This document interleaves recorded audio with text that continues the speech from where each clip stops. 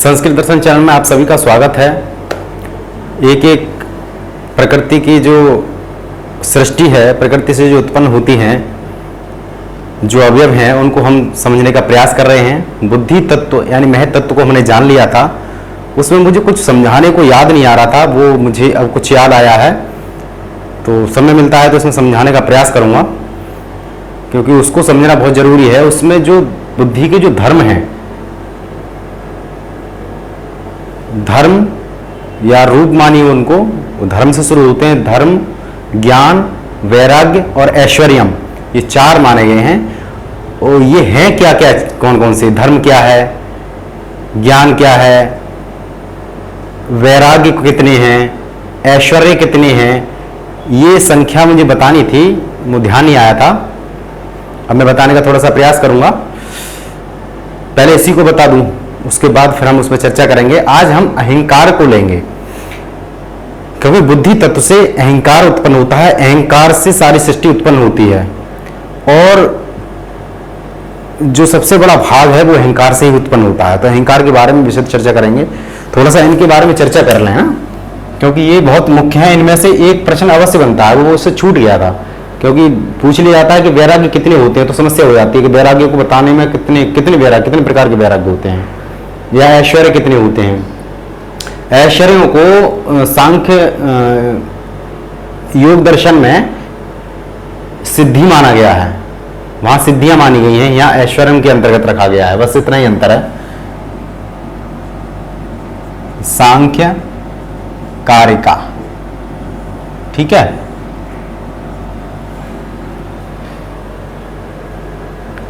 उसमें बताया गया था धर्म, दूसरा था ज्ञान, तीसरा था वैराग्य और चौथा था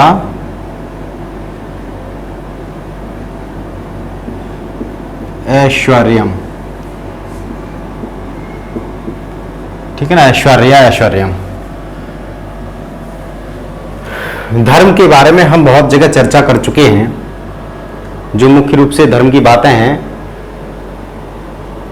वो सभी जगह अलग अलग बताया गया है। धर्म को भी हमारे मनीषियों ने इतना उलझाव कर दिया धर्म के विषय में कि मनुष्य इसमें उलझ के रह गया।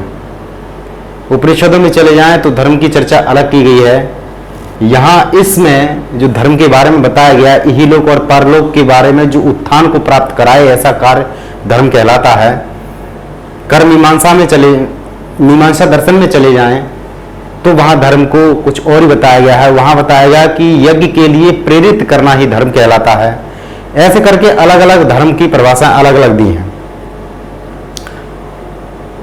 महाभारत में भी इसको परिभाषित करने का प्रयास किया गया है, लेकिन थोड़ा सा यहाँ धर्म की चर्चा मैं साधारण भाषाओं में करता चलूं। इन सभी का निचोड़ निकाल करके या इनसे हट करके मान के चलिए, आप विचार करेंगे और मैं आशा करूंगा कि आपको ये कहीं ना कहीं छूकर गुजरेगी, ये जो बात बताऊंगा मैं। पहले तो हम इसमें खंडन करते हैं। एक धृ धातु है, उससे धृ धारणे शब्द से, धातु से ये धर्म की निष्पत्ति होती है, अर्थात ये निकलता है। धातुएं जो थी वो कैसे बनाई गई, इस पर चर्चा कभी नहीं की गई है। और अगर आपको पता हो कि धातुओं की उत्पत्ति जो पाणिनि जी ने धातु जो व्यवस्था दी है वो कैसे दी है। भाषा विज्ञान में भी ध्वनि विज्ञान के बारे में अलग अलग व्यवस्थाएं दी हैं, वहां भी कोई चर्चा नहीं की गई है। एक मित्र हैं हमारे, वो भाषा विज्ञान पे विशद चर्चा की विचार कर रहे हैं, और वो कह रहे थे कि मेरा दिमाग खराब हो जाता है जब भी मैं इस विषय में सोचता हूं कि शुरू में आदि मानव जो अपने वार्तालाप की व्यवस्था थी उनकी, वो किस तरह से वार्तालाप किया करते होंगे। किसी विषय को बताना है तो वो कैसे वार्तालाप करते होंगे। तो मैंने उनसे बताया कि इसको कमेंट के माध्यम से नहीं समझा जा सकता, इसके लिए हम अलग से वीडियो बनाने का प्रयास करेंगे। तो इसको लाइव के माध्यम से ही समझाएंगे, कोशिश करेंगे लाइव लें किसी दिन। और उस दिन आप लगभग 5 से 6 प्रश्न लिया करेंगे। हफ्ते में एक दिन लाइव का प्रश्न करने का कोशिश करेंगे। और वो जीवन से जुड़ी संबंधित जितनी भी समस्याएं रहती हैं, जो उलझाव दिमाग में बना हुआ है धर्म के प्रति, संप्रदाय के प्रति, जीवन के प्रति, जीवन की सृष्टि के प्रति बहुत सारी समस्याएं होती हैं, उनसे संबंधित कुछ चर्चाएं करेंगे। लेकिन वो चर्चाएं किताबी ना होंगी, वो चर्चाएं कोई सांप्रदायिक नहीं होंगी, वो चर्चाएं किसी विशेष जाति धर्म से संबंधित नहीं होंगी। वो चर्चाएं सभी पुस्तकों को एक तरफ हटा करके, वो चर्चाएं जितने भी हमारे धार्मिक ग्रंथ हैं उन सबको हटा करके एक विचार उत्पन्न किए जाएंगे मस्तिष्क में, और एक कल्पना के माध्यम से उनको देने का प्रयास किया जाएगा। और हो सके तो आप भी उन पर कल्पना करिए, क्योंकि हम किताबों में इतने खो गए हैं कि किताबी कीड़े होकर के रह गए हैं। हमको किताबी कीड़े होकर के नहीं मरना है, हमको कुछ सोचना है। मनुष्य तो वही है जो मनन करके, विचार करके किसी कार्य को करे। हम केवल रट के और जीवन यापन कर रहे हैं, वो थोड़ा सा गलत हो जाता है। तो धर्म का जो तात्पर्य है वो सीधा सीधा कर्तव्य है। किसी भी ग्रंथ में जाकर के जब अध्ययन करोगे तब आपको समझ में आएगा कि धर्म का पर्यायवाची और कुछ नहीं है, कर्तव्य है। मीमांसा दर्शन में जब अध्ययन करेंगे तो जो मीमांसा दर्शन पुस्तक किसके बेस पर लिखी गई है, आधार क्या है उसका आधार है वेदों में यज्ञ व्यवस्था, पूरी भी उस पर लेकर के लिखी गई है। इसलिए वहां जो धर्म की परिभाषा करेंगे वो तो यज्ञ से संबंधित ही कार्य को लेकर के करेंगे, क्योंकि वहां जो कर्तव्य दिखाया जाएगा, वो धर्म दिखाया जाएगा, वो यज्ञ ही होगा। ठीक है, इसलिए वहां अलग परिभाषा दी है। कहीं और चलेंगे, हम सांख्य दर्शन में चलेंगे, सांख्य दर्शन में या दर्शनों में या उपनिषदों में चलेंगे तो उन सभी का आपके जीवन का इहलोक और परलोक, इन दोनों में उत्थान के लिए कार्य किया जा रहा है। इसलिए यहां धर्म की जो परिभाषा करेंगे वो सीधी ये करेंगे कि इहलोक और परलोक, इन दोनों में आपका उत्थान हो सके, यही धर्म है। ठीक है, कहीं भी किसी भी पुस्तक में यदि कोई कुछ लिख रहा है तो उसमें वो गलत नहीं है, गलत है हमारे सोचने का तरीका, सोचने का नियम, क्योंकि हम अपनी मानसिकता लेकर के उसमें झांकते हैं, उसमें देखते नहीं कि उसका आधार क्या है। और जब उसको धर्म ना देख करके, आप धर्म को ना सोच करके कर्तव्य को सोचेंगे, तब आपको बिल्कुल बातें समझ में आ जाएंगी कि तात्पर्य ये है। अब बात रही आजकल के धर्मों की चर्चा जो लोग करते हैं, वो धर्म नहीं है, वो संप्रदाय हैं। ठीक है, संप्रदाय से तात्पर्य क्या होता है, हमने सारी चीजें व्याकरण से अगर अध्ययन करेंगे तो थोड़ी सी समस्या नहीं होगी। चतुर्थी संप्रदाय में एक सूत्र आता है, यानी कि कोई चीज किसी को दी जाती है तो उसमें चतुर्थी विभक्ति का प्रयोग होता है, वहां तो व्याकरण की व्यवस्था होगी। वही चीज यहां पर भी लागू होती है, संप्रदायों में भी।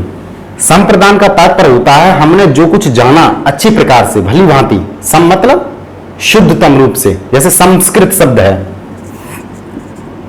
ना, तो उसमें भी सम उपसर्ग लगा हुआ है, यानी कि परमार्जित शुद्ध की हुई भाषा, यह तात्पर्य होता है उसका। तो ऐसे ही सम मन परमार्जित शुद्ध जो आपने आचरण लिया है जीवन भर, उसको अगली पीढ़ी में प्रेषित कर देना ही संप्रदाय कहलाता है। तो आपका चाहे आजकल जो हम हिंदू धर्म मानते हैं, हिंदू धर्म पर बड़ी चर्चाएं होती हैं कि हम हिंदू हैं ही नहीं। बात हिंदू होने और ना होने की नहीं है, बात है हम किसी चीज को जब भाषा विज्ञान पढ़ेंगे तो पता चलेगा कि कुछ भाषाएं जो होती हैं, वो कुछ शब्द जो होते हैं वो विस्तार को प्राप्त होते हैं, कुछ संकुचित हो जाते हैं, कुछ के अर्थ बदल जाते हैं। ऐसे करके भाषा निरंतर प्रयासरत, निरंतर चलती रहती है, अनवरत रूप से रुकती नहीं है।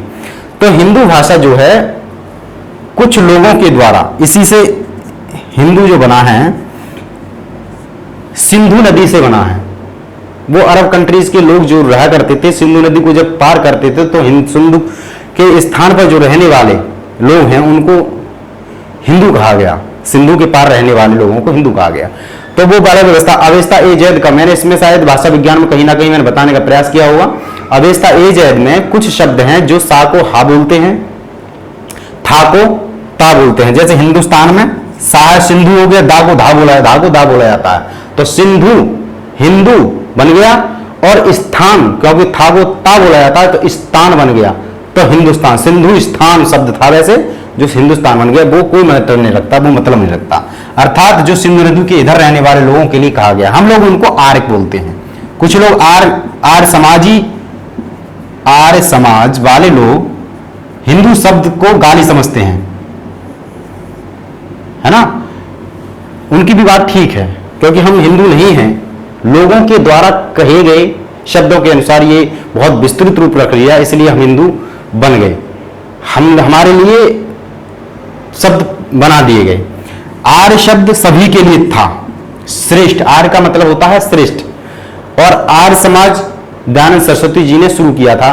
तो इसका यह तात्पर्य नहीं है कि जो आर्य समाज के सदस्य नहीं है, आर्य समाज को नहीं मानते, वो अनार्य हो गए। सबसे पहली बात, वो गालियां देते हैं जो आर्य समाज के सदस्य नहीं है, आर्य समाज को नहीं मानते, या वो अपने सनातनी धर्म को मानते हैं, तो वो हिंदू मानते हैं उनको, और हिंदू के नाम पर उनको गालियां देते हैं। ये भी गलत है। हमको इसको श्रेष्ठ बनाना है। दयानंद सरस्वती इस भारत के सबसे उच्च कोटि के विद्वान थे, लेकिन वो भी कहीं ना कहीं पहले सनातनी ही थे। इस बात को हमको समझना होगा। उन्होंने खंडन किया बाद में, ये बात दूसरी है, ठीक है। तो यहां पर संप्रदाय जो है वो हिंदू ना होकर के, धर्म ना होकर, हिंदू इसको हम धर्म मानते हैं। मेरा तात्पर्य केवल धर्म को समझाना है। इन शब्दों की व्याख्या करूंगा तो बहुत समय लग जाएगा, लेकिन ये इसमें समय तो लगेगा थोड़ा सा, चाहे इसके लिए अलग से वीडियो बना दी जाए, कोई समस्या नहीं है। दूसरा है मुस्लिम, बौद्ध, ऐसा करके कितने भी ले लीजिए आप, लगभग 300 धर्म हैं। 300 संप्रदाय हैं जिनको धर्म की संज्ञा दी जाती है। अब धर्म की संज्ञा इनको कहेंगे हिंदू कर्तव्य, मुस्लिम कर्तव्य, बौद्ध कर्तव्य कह सकते हैं।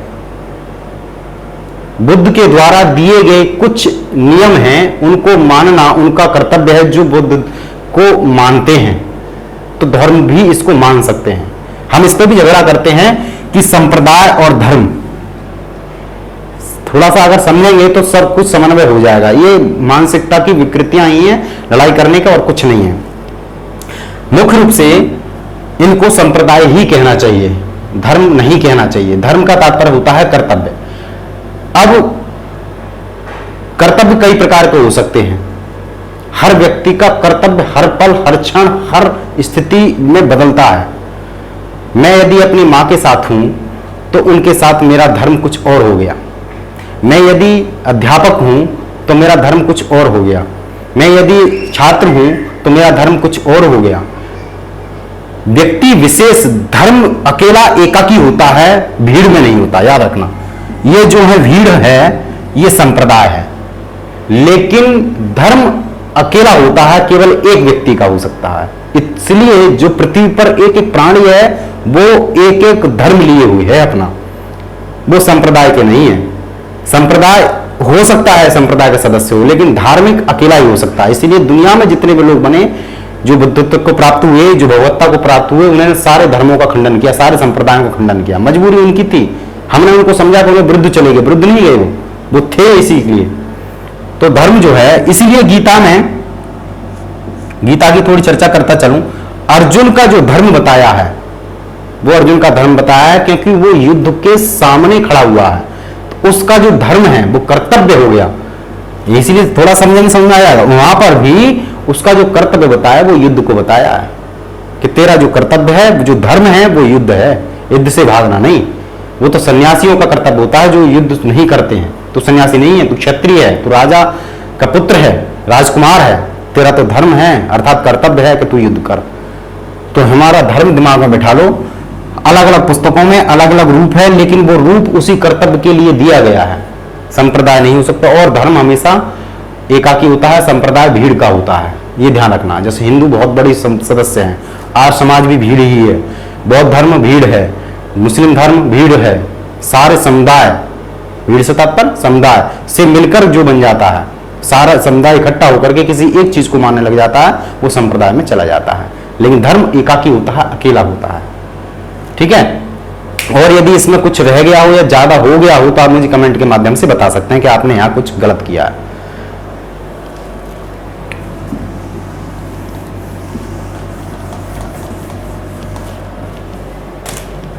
ज्ञान वही बात ज्ञान के विषय में भी कही जाती है। यहाँ पर भी ज्ञान की जो चर्चा की गई है, यहाँ वैराग्य से संबंधित ही बातें की गई हैं। तो इसमें भी कोई ज्यादा समझाने के लिए नहीं है। समाज में बात करेंगे तो जिसको ज्यादा नॉलेज होगी, जिसको ज्यादा समाज की बातें ज्यादा होंगी, उसको ज्ञानी बोला जाता है। केवल्य के क्षेत्र में, दार्शनिक के क्षेत्र में दर्शन के ज्यादा ज्ञान होगा, लेकिन जब हम समाधि के क्षेत्र में जाएंगे तो वहां ज्ञान को जो त्यागने में ध्यान के माध्यम से जो सफल हो जाता है वो ज्ञानी कहलाता है। जो तत्व का ज्ञान रखता है, तत्व को जानने वाला ज्ञानी कहलाता है। तो ज्ञान को भी अलग अलग रूप से जाना जा सकता है, ठीक है। तो ये भी यही चीज है। वैराग्य क्या है? वैराग्य से तात्पर्य होता है जो राग शब्द होता है, एक राग जो है रंज शब्द से बनता है।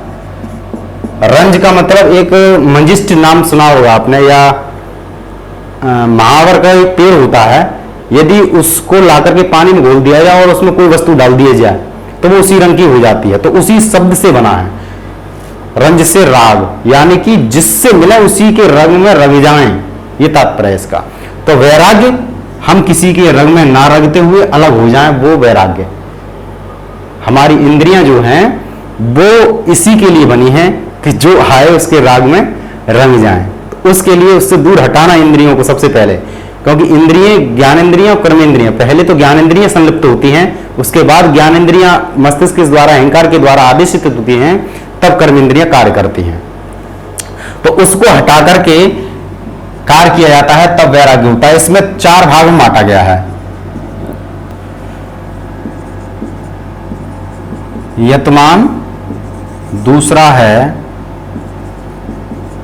व्यतिरेक, तीसरा है एकेंद्रिय, और चौथा है वशीकर। ये 4 प्रकार के वैराग्य आते हैं।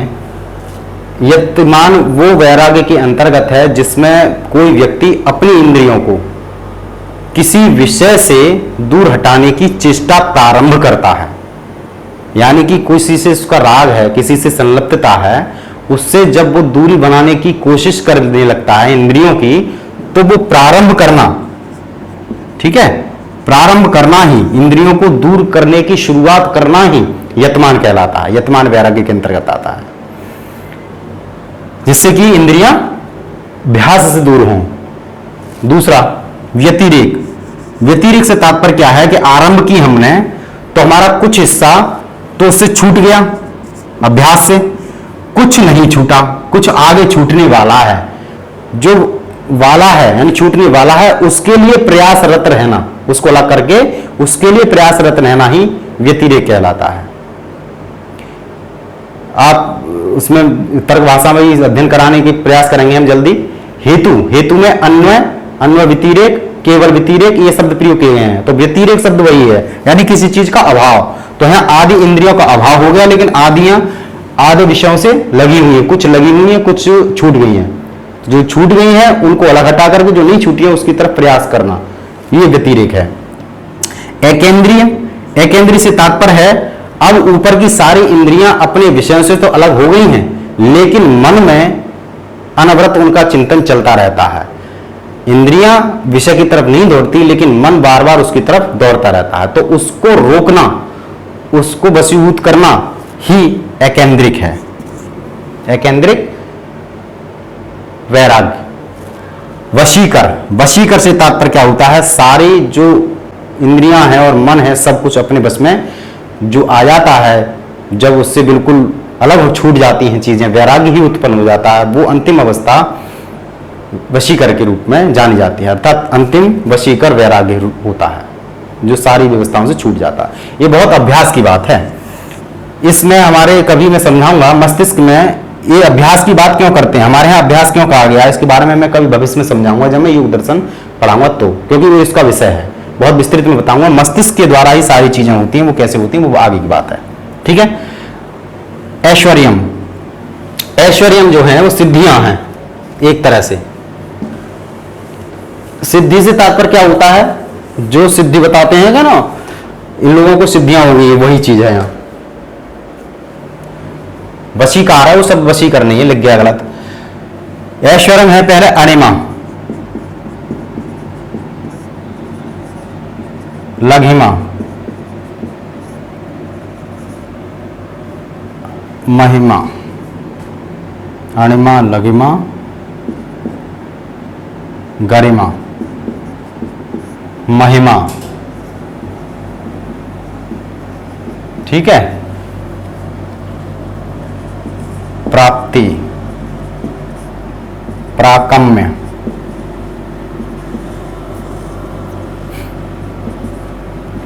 वशीत्व, ईशत्व, ये है ईशित्व है।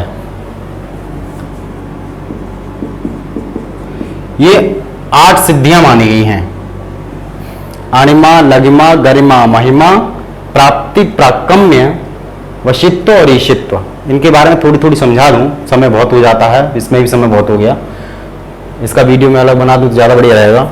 अणिमा, अणिमा का मतलब होता है कोई भी अणु के रूप में मौजूद हो जाए और वो अणु के रूप में, जैसे छोटा सा अणु होता है, ये शक्ति जब इस व्यक्ति में आ जाती है तो वो अणिमा के अंतर्गत वो सिद्धि होती है, अणिमा सिद्धि। लघिमा का मतलब हल्का हो जाए, वायु के समान, वायु में कहीं भी चला जाए, जैसे हनुमान जी चले जाते थे। गरिमा, भारी हो जाए, बहुत भारी भरकम हो जाए, ये हनुमान जी में ये भी गुण था। महिमा, महान, बड़ा हो जाए, पर्वत के समान, खूब ऊंचा। प्राप्ति से तात्पर्य क्या है कि इंद्रियों को इतनी शक्तिशाली हो जाए कि यही जमीन पर बैठे बैठे चंद्रमा को भी छू सके, इतना विशाल हो जाए उसका शरीर का ये फैलाव, कोई भी हाथ बढ़ाए और उसको चंद्रमा को छू ले, ये प्राप्ति के अंतर्गत आता है। अब ये कैसे आता है ये अभी मैं आपको नहीं बता सकता, जब योग दर्शन का अध्ययन करेंगे तब समझेंगे कि ये है क्या चीज। प्राकम्य, प्राकम्य से तात्पर्य है कि जैसे आदमी जल में डुबकी लगा लेता है, जाता है और जल में कूद के जमीन में पानी में घुस जाता है, अंदर दिखाई नहीं देता, ऐसे ही उसमें वो शक्ति आ जाती है कि जहां भी वो खड़ा है वो जमीन में चला जाए और किसी को दिखाई ना दे, पानी की तरह जमीन पे डुबकी लगा दे, ये इसमें बोला गया है। वशित्व से तात्पर्य क्या है, जब ये सिद्धि आ जाती है, उसमें ये ऐश्वर्य आ जाता है, तो प्रत्येक प्राणी को वश में करने की उसमें क्षमता आ जाती है। ईश्वरत्व ये अंतिम अवस्था है, ये ईश्वर की अवस्था है, इसलिए बोला है कि व्यक्ति ही ईश्वर बन जाता है, अर्थात हम ब्रह्मास्मि हो जाता है। ये कहीं ना कहीं चीजें निकल के आती हैं। तो ईश्वरत्व जो है वो निर्माण अर्थात सर्ग, सृष्टि को बनाने की प्रक्रिया की शक्ति आ जाती है उसमें, अर्थात वो सृष्टि का निर्माण कर सकता है और प्रलय कर सकता है। ईश्वरत्व की जब सिद्धि उसको प्राप्त हो जाती है, तो ये ऐश्वर्य थे। तो इसमें थोड़ी सी मैंने चर्चा की है, बहुत विस्तृत चर्चा हो जाए, बहुत बड़ा वीडियो हो जाएगा। ये मैंने बताया था दर्शन पे वीडियो समय में बहुत लगते हैं, इसमें समय कम नहीं लगता। हमें सीधे कार्य का लेकर के अहंकार पे चलते हैं, ठीक है। ये बताना था मुझे, उस दिन भूल गया था मैं, और फिर याद आया बाद में, जब तक कोई मतलब नहीं था। अहंकार से जब सृष्टि उत्पन्न, बुद्धि तत्व से जब अहंकार बनता है तो बोला गया है अभिमानो अहंकारः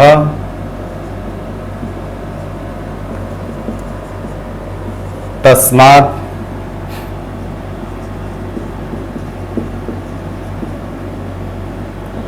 द्विविधा प्रवर्तते सर्गः।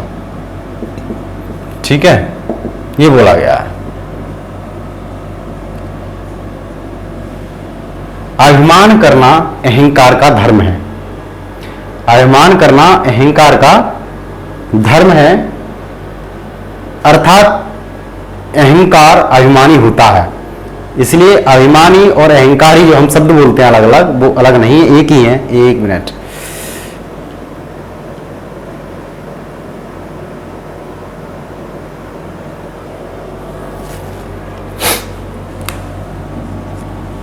तीन चार स्टेजों से होकर के गुजरता है। तस्मात् द्विविधा प्रवर्तते सर्गा, उससे, तस्मात् मतलब उस अहंकार से दो प्रकार का सर्ग यानी कि उत्पत्ति होती है, दो प्रकार की सृष्टि होती है, दो प्रकार की बताई है उन्होंने। अहंकार के बारे में थोड़ी सी बातें करता चलूं, फिर आगे चर्चा करेंगे, क्योंकि बातें छूट जाती हैं, भूल जाता हूं फिर। अहंकार से तात्पर्य होता है जब व्यक्ति, अब दो चीज होगी, एक तो हो गया बुद्धि तत्व जिसको हम मैं तत्व के नाम से जानते हैं। जब बुद्धि तत्व से आगे बढ़ता है, अहंकार में पहुंचता है आदमी, तो अहंकार इतना शक्तिशाली है कि बुद्धि से ज्यादा निर्माण करता है ये। ये सारी सृष्टि के लगभग 90% भाग यही निर्माण कर देता है। अभी आगे बताऊंगा कार्यक्रम में। तो इसको कोई भी दुनिया में जो चीज दिखाई देती है वो सब अपनी लगती है, इसलिए इतना दुनिया में अहंकार और लड़ाइयां शुरू हो गई हैं। एक व्यक्ति यदि बुद्ध को मानता है तो वो जैन को मान ले, ये बड़ा मुश्किल हो जाता है, क्योंकि उसको अहंकार रूपी जो व्यवस्था है, जो अहंकार तत्व है, वो उस चीज को मानने नहीं देता। वो कहता है कि तू ठीक है। यदि व्यक्ति उसमें भी हीनयान और महायान दो चीजें हो जाती हैं तो उसमें भी फाट पड़ गई। ऐसे ही जैनी श्वेतांबर और दिगंबर दो भागों में बट गए। यह सिर्फ अहंकार की बदौलत ही होता है। अहंकार तक आदमी जब रुक जाता है, अहंकार पर आकर के जब रुक जाता है, बुद्धि पे नहीं पहुंच पाता, क्योंकि बुद्धि निश्चयात्मक होती है, अहंकार अभिमानात्मक होता है। अभिमान से तात्पर्य समझ लीजिए कि इसमें मेरा ही अधिकार है। ही शब्द जब किसी में लग जाए, ही कोई वस्तु देखी तो अहंकार ने देखा कि वस्तु, यह वस्तु तो मेरा है, मेरी है, तो मेरी शब्द तो गलत हो गया, यह वस्तु मेरी ही है। यहां जो शब्द लग गया ही, वो अहंकार के लिए पहुंच गया। लेकिन वस्तु अगर मेरी है, मेरी ही से तात्पर्य, जैसे सांप मिला, सर्प मिला, तो अहंकार नहीं कहेगा कि यह सर्प मेरा ही है, इसको ले लूं।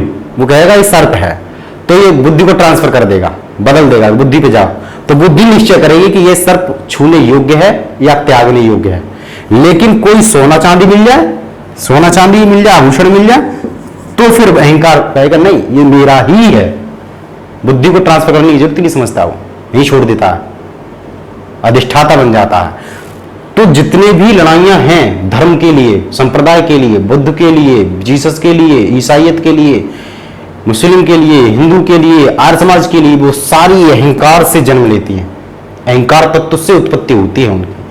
हर व्यक्ति जानता है कि मैं श्रेष्ठ हूं, ये भी कहता है अहंकार, तो मैं ही श्रेष्ठ हूं, मैं ही शब्द हो गया, भगवत हो गया।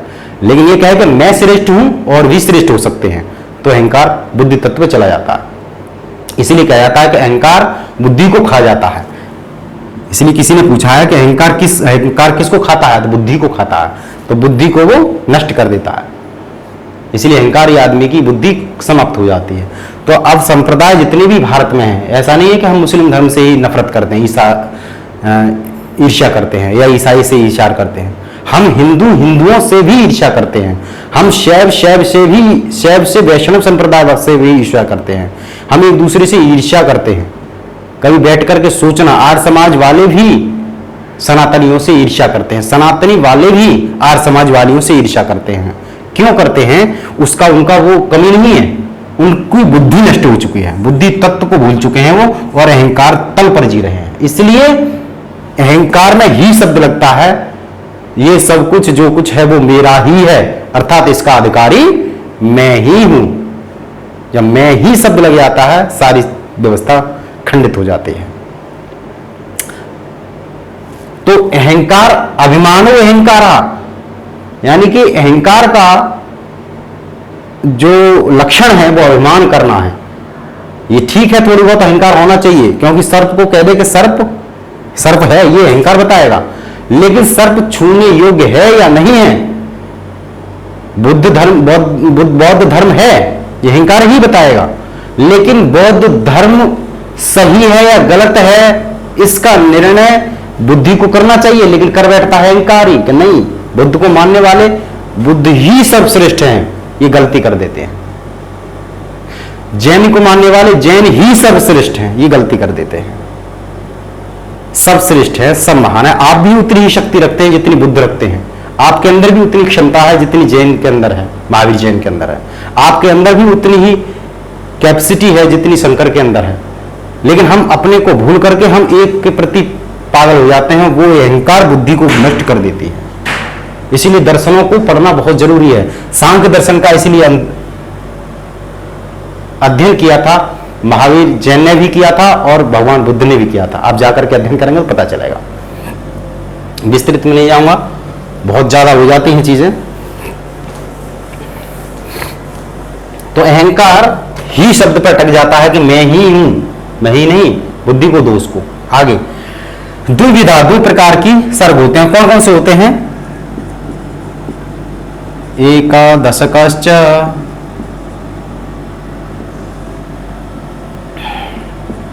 गणस्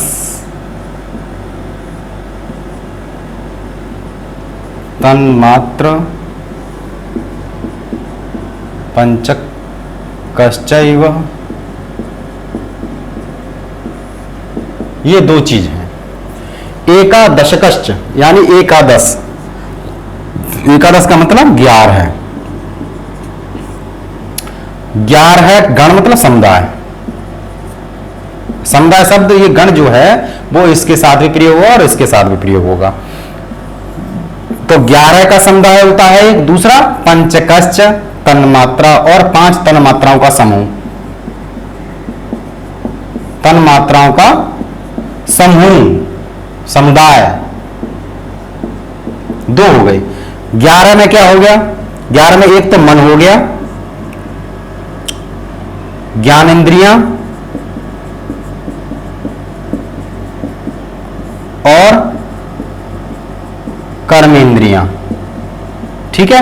5 ये होती हैं, 5 ये होती है, एक ये होता है। 1 5 5 10 हो गए 11, और 5 तन्मात्राएं, रूप रस गंध स्पर्श वाले 5 तन्मात्राएं ये होती हैं। तो इस तरह से इनसे 2 समुदायों की उत्पत्ति होती है। द्विविधा प्रवर्तते सर्गा, अर्थात 11 इंद्रियां और 5 तन्मात्राओं से उत्पत्ति होती है, की उत्पत्ति होती है। अब किससे क्या उत्पत्ति होती है, यह थोड़ा सा समझने का विषय है।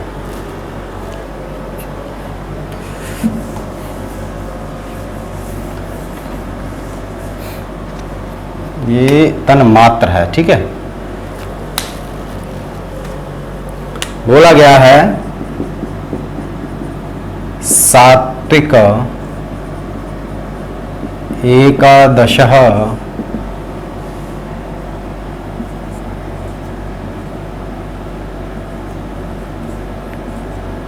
प्रवर्तते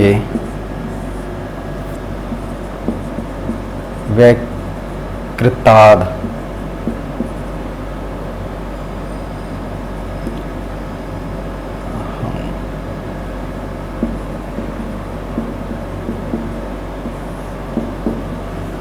सात्विक एकादश प्रवर्तते वैक्रात अहंकारात। हम जानते हैं, मैंने पिछली बार ही बताया था, सत्व रज तम, 3 प्रकार की बुद्धि के बारे में जाना था। तमस रजस, सत्व रजस तमस, 3 प्रकार की बुद्धि के बारे में जाना था।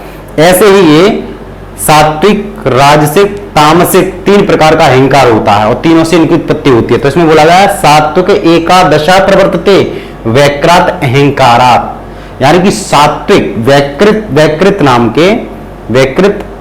नाम के अहंकार, जो सात्विक अहंकार है, उससे एकादश अर्थात जो 11 इंद्रियां जानी थी उनकी उत्पत्ति होती है, ठीक है। वैकृत नाम का जो सात्विक अहंकार है, उसका नाम क्या है? सात्विक अहंकार का सात्विक अहंकार, उसका नाम क्या है? वैकृत, ठीक है। वैकृत अहंकार है, तो उससे 11 प्रकार की इंद्रियों की उत्पत्ति होती है। तीसरा, अगला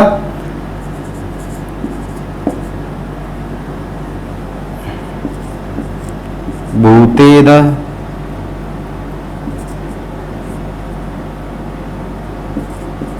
तन्मात्रः स तामस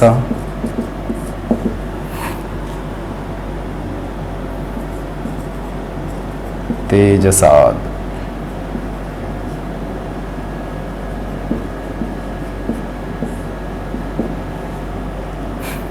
भूतेश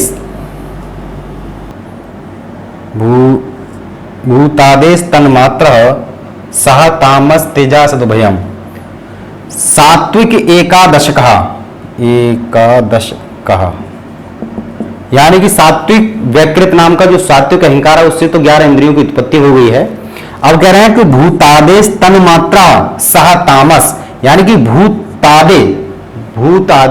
आदि जो अहंकार है वह तामस अहंकार है, और उससे तन्मात्राओं की उत्पत्ति होती है। तो तामस अहंकार तामसिक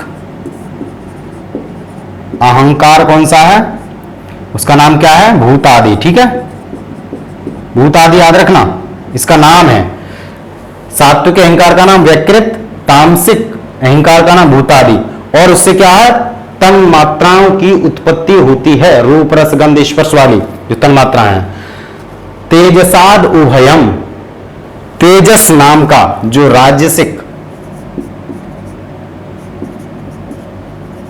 राजसिक अहंकार है उसका नाम क्या है, तेजस।